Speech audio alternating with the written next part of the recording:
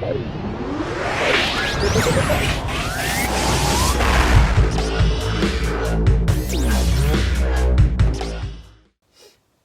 everybody, Gene Wisnewski here from ATN, also known as the Mailman. Welcome to ATN's Along on the Hunt with the Mailman. We're in March here in South Carolina. I have prepped an area. My buddy was going to come down from Indiana. I was going to get him on his first hog ever. I have kept for 3 weeks a big hog coming to this spot. And we're going to go over how I keep big hogs coming to a spot over and over again. But he had to back out because of the coronavirus, the travel bans. He's going to reschedule.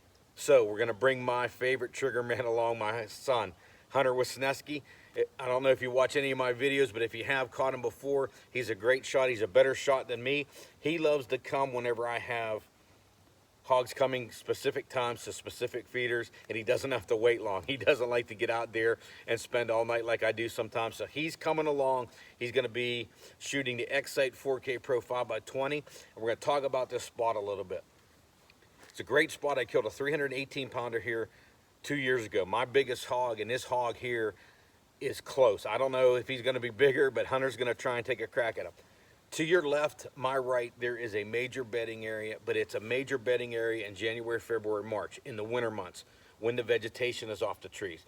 If you look back behind me, you can see as far back in as you're going to see at any time here in South Carolina. What you have is small saplings over there, thick as could be, swampy area, not many big trees because it's all small and thick. You can barely crawl through it. The reason they like that in the winter is there's not leaves and trees, so they go to the thickest area with the trees. In another month you come here, there's going to be reeds grown here. It's going to look like a totally different spot. You're not going to see far back in there. South Carolina, it greens up really quickly. You're going to have bedding areas everywhere. At that time, hogs can bed anywhere along where the water is. They're going to bed all over the place, so they're going to split up. These sows are together now here, and these boars are coming for them. So we got a group of sows, a bunch of babies, and 2 boars. A medium-sized boar, 200 pounds, and then you got another one, that big boar. How I prep them on the feed is I have a hanging feeder here. Portable hanging feeders I love because I can get them in here. As soon as turkey season starts, I get it out of here. I have that to bring them every day. I want to reward them hogs for coming through this travel corridor. They travel on the bottom of this cow pasture up to a lady's feeders that having problems on the side. She tells me when she has hog problems. We have a cow pasture behind me. It levels up to the parking area, and I park up top. We come down to that first level. When you're looking here, I'm going on that first level, about an 87 to 90 yard shot right into this area. We got a little bit of area back there on the side to the property line. So we're about 100 yard shot maximum here. We can see back in now. That's why I'm here. Off of that level, I can bring my thermal scanner. I can see back in there. One reason I do this is when my buddies are coming in from other states or people are coming in from other states, I want them to see the hog coming in. We get a long warning, 20 minutes, 30 minutes, 45 minutes sometimes. Those hogs feed, or they'll go by and they'll wind check it, and then they come in. So this gives my hunters a lot of time, calm them down. They get to watch a hog come in, and there's quite a few people I brought right to the spot here to take hogs. It's a great spot for when I bring people for their first hogs. We get to watch them longer. We get to see them come in. You get to listen a lot. We'll hear a lot of hogs in this area. So that's the area. How I prep it with my baiting is that feeder over there hanging, brings them in, rewards them for coming through this funnel. Every time they come, they get a little bit of food. Now what I do is 3 weeks before, Sunday, Tuesday I'm off, so I bait on Sunday, dump a whole bag. Let them come in here and be rewarded. Man, they hit the jackpot. Tuesday comes, Tuesday night comes. Man, they hit the jackpot again. The following week, Sunday and Wednesday. Every time they're coming in those alternating days, they're hitting a large amount of food. What I like is when they leave in the morning, I want them to think to themselves, there is still a bunch of bait on the ground. That is the key to bringing them back early the next night. Let them do that. So this week it was Sunday, Thursday. Today we're Thursday. I baited on Sunday. I come pull the card. I want to see how many days after I dumped Sunday did they really hit it. Thursday is now. I'm going to load this up. Tonight I'm going to go hunt the fields. Stay totally away from this place. But I want them to come tonight, get on this bait, leave in the morning and go to that bedding area, and I want them to think about all that reward over there laying on the ground. That's going to bring them here early Friday night. That's when me and my son are going to be up on this first level, and we're going to be waiting for them. I'm going to see if it works. It's worked for me in the past, but that's how I keep big hogs in the area. This guy really wanted this big hog. What I did is for 3 weeks, I over and over again overbaited. One day I even came down here when I was coyote hunting, and I sat up on top of this hill and I watched this, and that big hog came in, and I got a recording of it. I'm going to throw it up here. I recorded and I passed on that hog. He worked his way back that way, and then he came back. So that hog loves this area. I know he loves this area. I could have taken him, but I'm going to let it for my buddy, and now Hunter's going to get rewarded, hopefully, if he takes this hog here tomorrow night. So that's the plan. We're going to throw up the video here in a second. If we're successful, if you're seeing this, we're probably successful. Throw up the video. Afterwards, me and my son will sit over top the harvest and talk about it. Thanks for liking, subscribing, and watching here. We're going to try and bring you one of these at least a month along on the hunt, show you how to stay on top of hogs. We're really hitting the night vision now. I love the night vision at this time of year. We're going to have both X sights, and I'm going to have my binocs out tomorrow night, all night vision with the thermal scanner, and we're going to see if we can pull it off. Later into the summer, when this vegetation gets up, like I said, when it really starts to grow, we're going to jump into the thermals and keep you along on the hunt with the Mailman, show you how I stay on top of these things all year and be productive all year with ATN products. So thanks for watching, and see if we got some video here.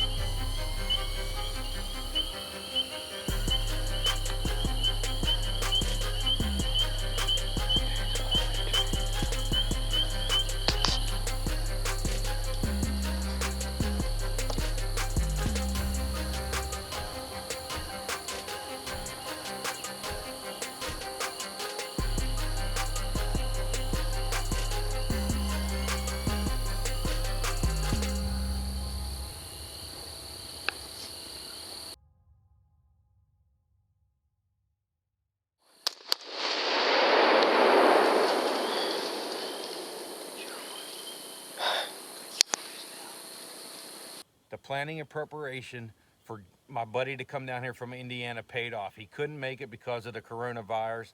All the business is shutting down. What we did is Hunter wanted to come out.